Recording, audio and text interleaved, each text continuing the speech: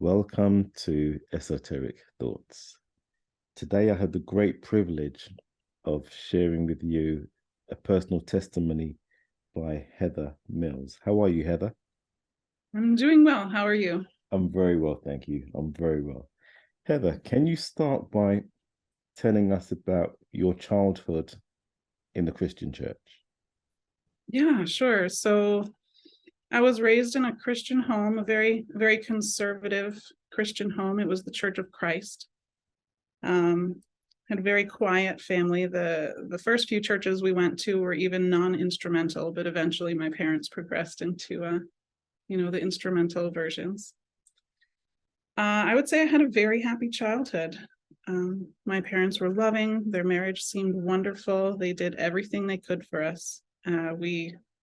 We spent summers at church camps, which I found to be fun at the time. And I had, brothers and sisters that shared in that. We were often at the church, though. We didn't have much of a social life outside of church. Sunday morning, Sunday night, Wednesday night was church. And if there was a work day, we were there.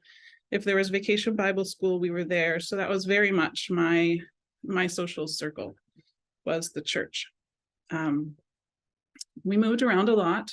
My dad had worked for the government, so I didn't really stay in one place for long and have, really solid friends in any one particular place. But we always found a church. We always found a church first.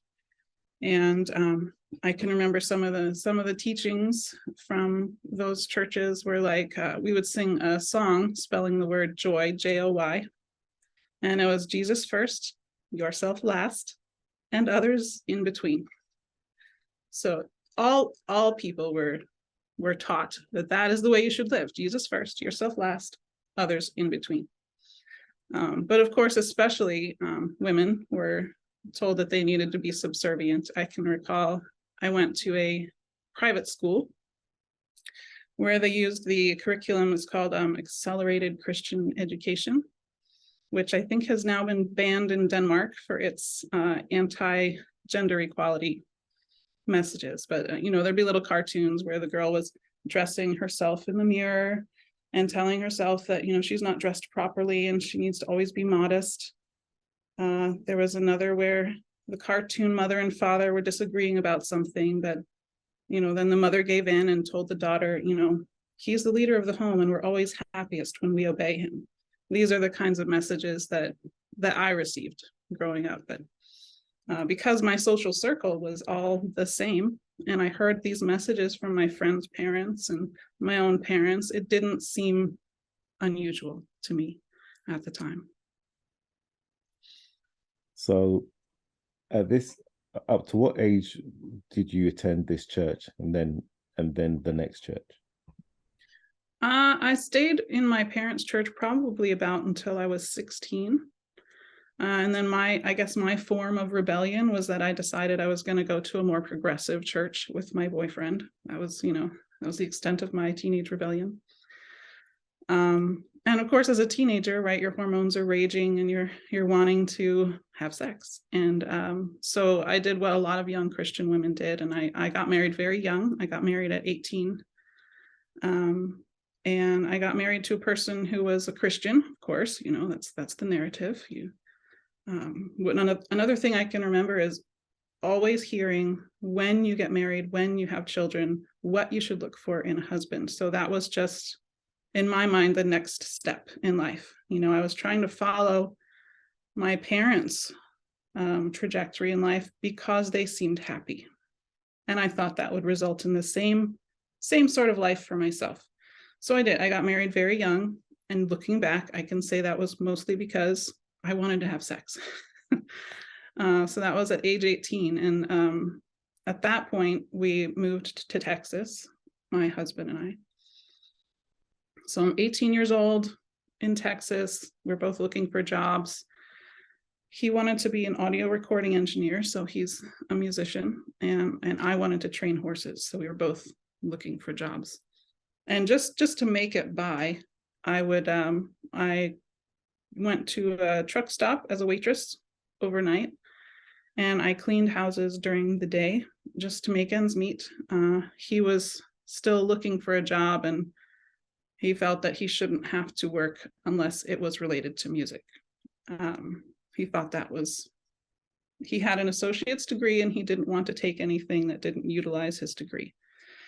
So eventually this church asked him if he would please lead their worship, and they would pay him a small amount every week. And, of course I agreed to that because he needed to make some money somehow. What I didn't know was that there had been some kind of a commitment made between the pastor and my husband during this time, a commitment that I wouldn't learn about until much later. So what my understanding of this job was that he would lead the worship a few times a week and do a rehearsal. But in reality, he was committing to being the worship leader at this church, regardless of what they would pay him. And they did take full-time hours eventually. So he was working full-time for $200 a week. And he didn't have any hours outside of that he could really work a second job, since it's, day hours and Sunday morning and Sunday night and Wednesday night and a rehearsal night. There really wasn't any room outside of that. So that kind of locked us into, number one, poverty, and number two, that I would have to work, which is fine. I don't mind working at all. So I continued waitressing and housekeeping. I did soccer referee. I did several different jobs to try to help, make ends meet. And eventually I finally got an interview for my dream job. But when we were headed out the door for this interview for horse training, the pastor physically blocked us from going to this interview. And without really looking at me, he mostly looked at my husband. This was a men's conversation, clearly. He said, "You are called to this church. I am your shepherd, and God has called you to this flock. And if you leave my shepherdhood," I guess that's what you would call it, a shepherdhood. "If you leave this church, if you leave this flock, then Satan is going to devour you and your family. And so you can't leave this church." My interview was going to take us to a different town, which I really didn't see an issue with, but I didn't know that the men had made this commitment without, consulting the wife. So I never got to go to that interview. So at this stage, yeah, how was this church/cult different from the Christian church that you were exposed to as a child? How was it different? Well, the most obvious differences were that it was Pentecostal. So as a young person, I enjoyed the lively music, but there was a lot of laying on of hands and speaking in tongues, which I was not terribly familiar with at the time. I didn't understand what was going on. But I think there was kind of a curiosity in me, as there is in a lot of young people. I was just ready to be exposed to new ideas. And in the world that I lived in, that was a new idea. So I was open to entertaining this, laying on of hands and praying for people. There were a few times, though, I was very uncomfortable when the pastor would kind of call people up and lay hands on them and give them a prophecy. So he would call up me and my then husband, and, my husband would get these accolades like, God has called you here. You're a mighty man of God. You're going to lead people to the Lord through your beautiful music, whatever. And then he would lay hands on me, and the prophecy for me was that I was put in a special place to support this man and to raise godly children. And that was it. So his role was primary, and my role was to support his, essentially. So it's very strange going up there for those prophecies, because you get emotional and you don't understand why. And I can remember thinking that, like, why am I crying? And probably it was that I hate being in front of people and being the focus of attention, but they try to twist it to make you believe that you're emotional because you're feeling the Holy Spirit. But that's not what I was feeling. I was feeling anxiety. I was feeling, I don't know what you would call the questioning going on, like, why does he get a really cool role and I'm just here to help and have babies. Like, I don't understand why this is okay. So during this period where you're questioning certain things that's happening in the cult, did you discuss this with your husband? What was his reaction? Was he supportive? What did he say? How was he? So I would ask some questions, and there's always a cookie cutter answer, like, what is speaking in tongues and why does God do that? Well, we don't always understand what God has going on, but someone will feel that they have a word and they give it in tongues, and someone else feels that they have an interpretation and they interpret it. I'm like, well, has anyone ever recorded this and checked to see if, like, linguistically these things line up?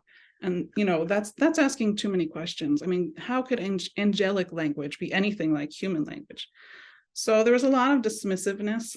I do recall kind of a funny story. There was a women's Bible study, separate women's Bible study that I attended, and one day they asked everyone to go around and speak in tongues in turn, like, just to prove that they had this speaking in tongues gift. And here I am, like a minister's wife. I've never spoken tongues before, right? And I'm like, can I just pretend I have to, like, go to the bathroom? Like, what do I do? I didn't find a way out of it. And then when it got to my turn, I closed my eyes and I just faked it. And they all believed it. Everybody was like, oh, good job, next person.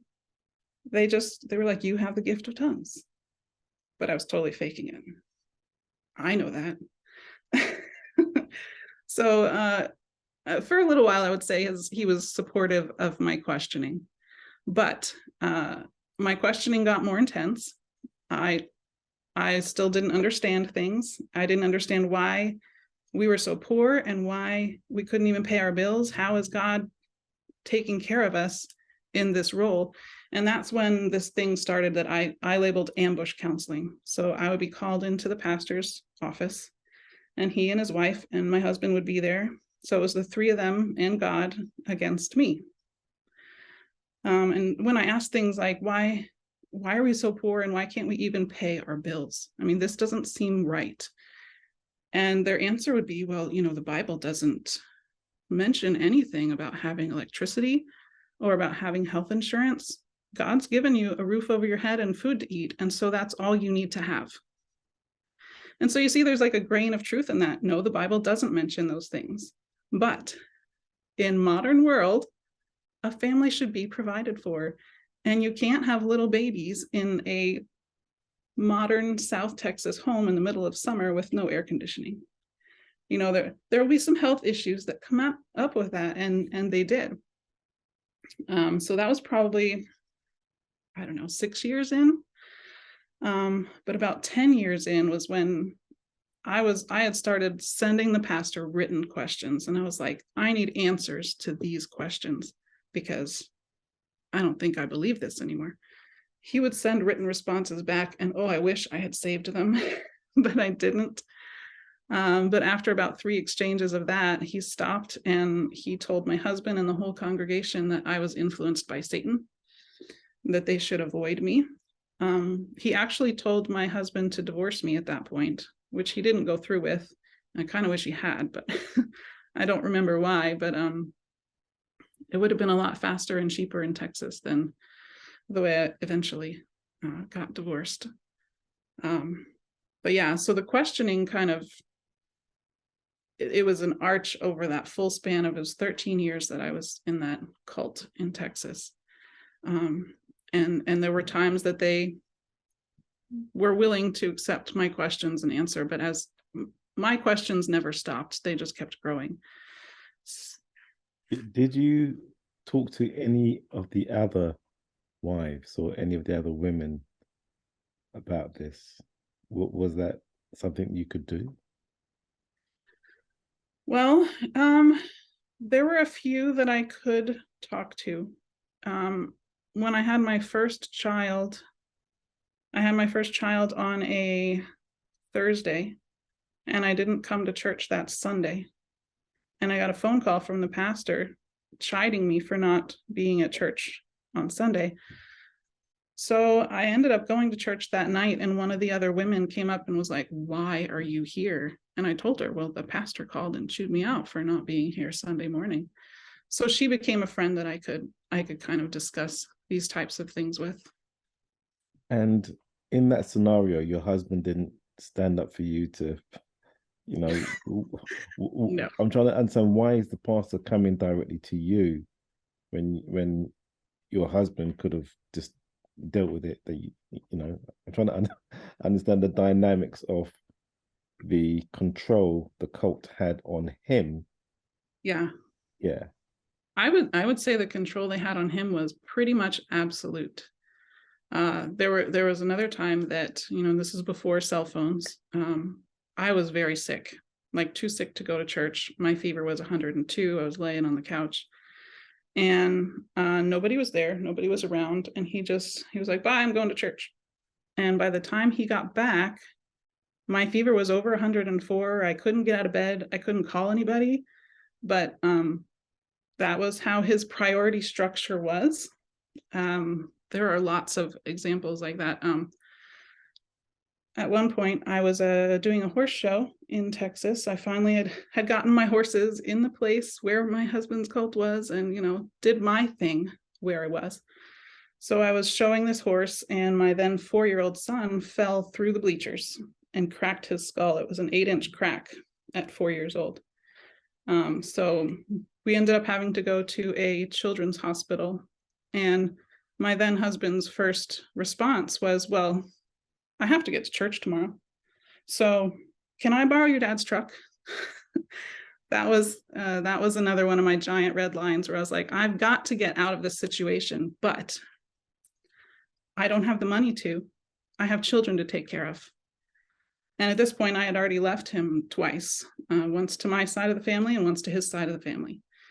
Both sides had sent me back and said, "Well, as long as there's no infidelity, you should be able to work it out. Go counsel with a Christian counselor."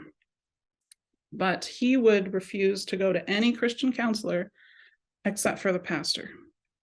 I asked him if he would go, "Can we please go to some other Christian counselor, not this pastor, because clearly he's on your side." And he didn't see things that way. He thought the pastor cared about both of us, and he was shepherding both of us, and he just refused to go to any other counselor but that pastor. During this time, did you suffer any form of abuse? Well, yes, I would definitely say that there was sexual abuse, because he would say that it was, through the pastor. I'm going to say through the pastor, he would say that it is my job to make sure that my husband is satisfied. It didn't matter if I felt like I wanted to consent and participate in that. That was my role. That was my job. The submissiveness, I think, was another form of abuse, always being told that, even if I have to work outside the home, which I always did because his pay was so low, that it was still my job to do everything at home, take care of the children, clean the home, cook the food. It was my job to do all of the things at home, and he was not required to help. And I tried to go back to school, and that was very much discouraged. The pastor kind of chided me and asked, why would you go back to school? Your place is in the home. You need to take care of the children. So I would consider those types of things certainly to be abuse. And you said that, according to the pastor, it was a woman's responsibility to do the work. Wow.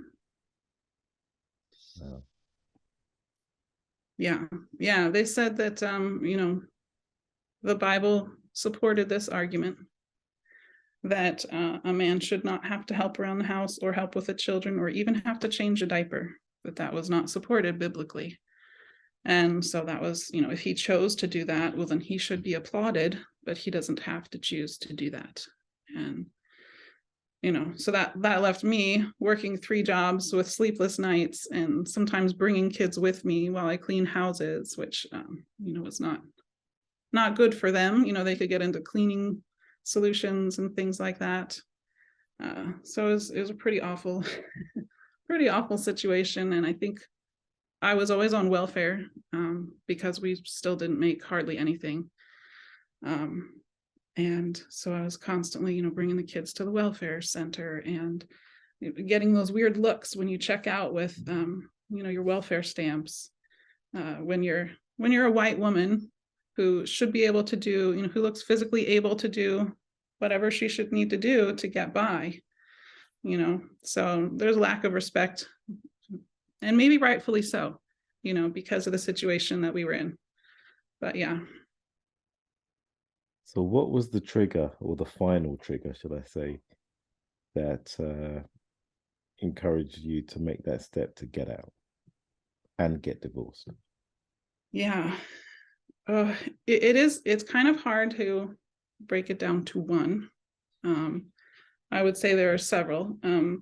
So when 9/11 happened, I was going to college, but hadn't really set on a major yet. And at that point I was like, I want to do political science. I want to understand all of these things. So one of the classes, of course, that was popular right after 9/11 was about terrorism and how terrorist leaders are able to control people to this extent. And I read a book about, the best traits for a terrorist leader and how they control this large group of people and convince them to do horrible things. And it very much lined up with this cult and how they operated. Some of the things were like, keep everyone busy, make sure that there's a collective narrative that everyone agrees to, and you also need an external threat to really bind those people together. So in the Christian world, I guess that would be Satan, right? So some external threat would bind them together. And there has to be a very rigid schedule and very rigid expectations and a reward system. And all of this, to me, perfectly mirrored the cult that I was in. So that was one giant red flag for me.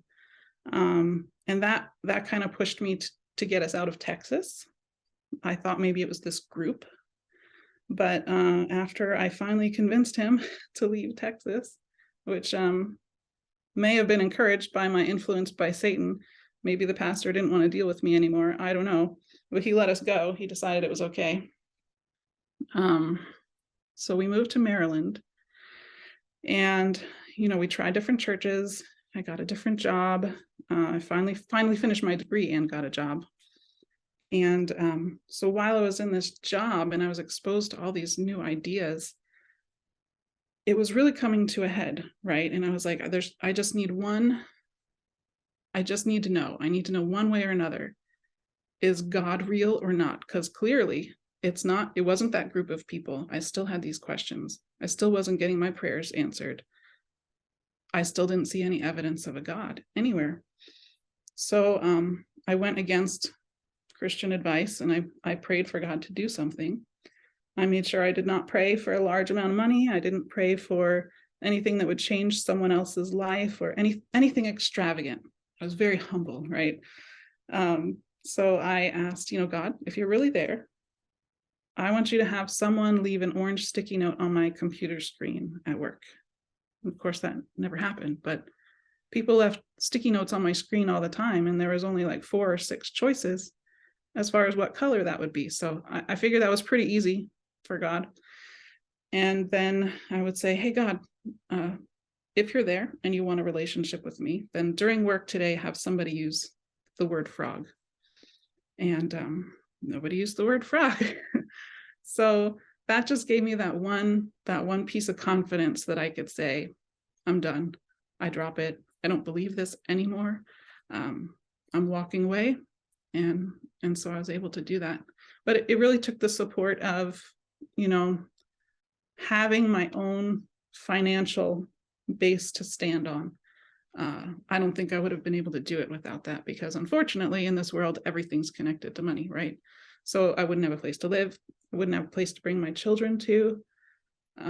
Finances was, me getting that job, I think, was a giant step forward for me. Did you find that now that you had moved from Texas to Maryland, that your husband was less controlling as he didn't have the direct influence of the pastor in Texas, or was he just as controlling? I would say he was maybe slightly less controlling, just slightly less. But I think he still fed off of that kind of narrative, and I think he still does today. I mean, there are still times that he tries to use control tactics on me, even though we're 2,000 miles apart, and it's very hard to feel separated from that. I would say he still very much believes that his calling is to be a musician for God, and anything that gets in the way of that is a problem. I feel as though his idea of having a wife and children was it's the Christian badge, right? I'm a Christian man now because I have a wife and children. And once he had that badge, it was like, well, throw him in a sack over my back. Like, I got him. Now what? Well, I'm going to keep doing my thing. So maybe it was more of an abandonment than controlling. You know, he didn't really care what I did. He already had the badge. But he did want to keep the badge. So getting a divorce and me getting the kids was like ripping that badge off. So that certainly brought back some of those controlling tendencies. There is an aspect of the story that I don't think I've alluded to yet, which is that at one point he had a pituitary tumor.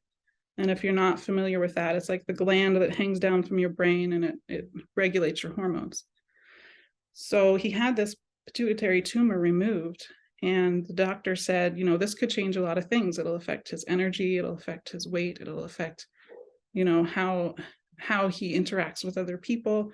And I thought, oh, you know, maybe that's been the problem all along. Once he gets this surgery, maybe then he'll be able to stand up to the pastor. Maybe then, you know, we might be able to get along well. But it was just the opposite. He got the pituitary gland or the tumor removed, and they put him on this testosterone supplement. And I would advise that messing with hormones can be pretty dangerous, but he turned into like, I never knew who he was. Like, he could be he'd be more aggressive. He'd be more aggressive about, I need sex. He'd be more aggressive about, I need control. You know, all these things became more accentuated instead of balancing it out. It kind of got worse. So that certainly contributed, and he still needs that medication today. So after asking God to give you a sign that he existed, and clearly none of those signs came to fruition. Yeah. When did you realize, or what was the thing that made you go into atheism? I think that moment was kind of a release for me. I don't think it was like that I had to go another direction. Like, I let go of God, and it was just, I felt a load come off of me, like a weight come off of me, that I could just enjoy the fact that I don't believe in God. I think that moment was all one and the same. I think I had reasoned everything through until that point, and once I had that evidence that it was okay to just let go, I did. And I was just an atheist, like right then and there. I think something that really helped me to branch out and enjoy that feeling, though, was music. I actually had a breakup song with God, which was a lot of fun. So I would just sit there in the parking lot and listen to the song and be like, I don't have that anymore. I don't have to deal with those chains anymore. And it really was like leaving a bad relationship, right? It was just like, I don't have to deal with your rules anymore. I don't have to feel guilty if I didn't do whatever for you today anymore. It took some time to really sink into that freedom, but I think music helped me. I think things like this, like podcasts and YouTube channels where I could hear other people who've been through the same thing, and like I wasn't alone, because, you know, when you leave a church circle, you lose all of your friends or people you thought were your friends. You don't have really a social circle anymore, so you don't get to have that exchange of like, hey, I had this experience did you also? So I got that through, thankfully, the internet with YouTube and podcasts and things like that. Did you have any therapy during this period? So that's an interesting question. So I tried to go through therapy a few times. And I think because of the ambush counseling that I mentioned earlier, just the counseling environment had become very triggering to me. And I've heard this from other people as well. Like, it was difficult for them to go to therapy, not because they didn't want to talk about it, but because the environment was terrifying because of how the church had used that environment for control. So I am now, but it took me, I would say 8 years probably, to go to an actual therapist. I did do things like join groups where it was just people chatting, like Marco Polo groups that were an extension of a podcast, where I was just talking with friends, and that environment felt safe. But a counseling environment did not feel safe for at least 8 years.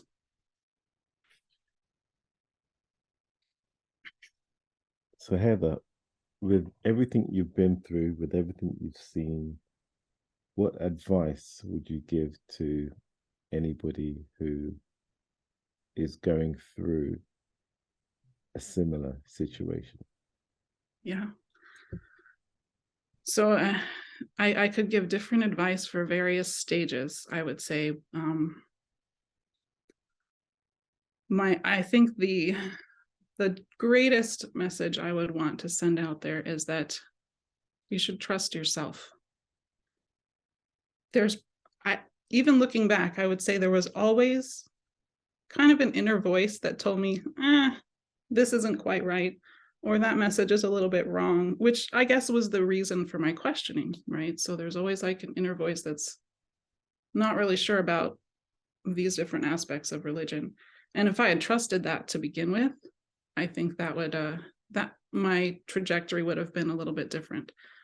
I had been trying to trust my family's trajectory, like the way my parents did it, which is pretty natural. It's a pretty natural thing to do, is to watch someone else's way of life, and if it made them happy, try to do it yourself. But I think it's more important to trust your inner voice. That was my realization in the end, is that I am trustworthy, which is not a message that religion will give to you. Religion is not going to tell you that you are trustworthy. They will tell you that only God is trustworthy, or only your pastor is trustworthy, or some other church leader, but you shouldn't trust yourself. If you have questions, you should go to your leader and ask those questions and accept their answer. But certainly, trust yourself. I think something that I learned was, as a female, not to depend on anyone else financially. That unfortunately strips you of power in this world. If you don't have your own way of getting money, you're pretty much powerless, and you have to rely on someone else. So yeah, have your own power, trust yourself. Those are my 2 pieces of wisdom. Heather, thank you for joining us today on Esoteric Thoughts. Thank you. Thank you so much.